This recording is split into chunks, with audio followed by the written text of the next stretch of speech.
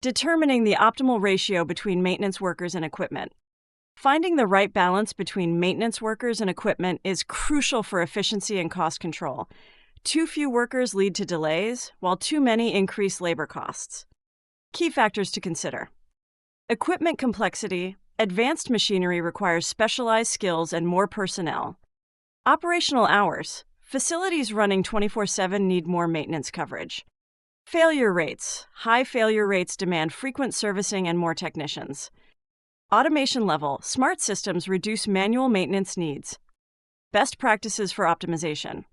Data-driven planning. Use historical data to predict maintenance needs.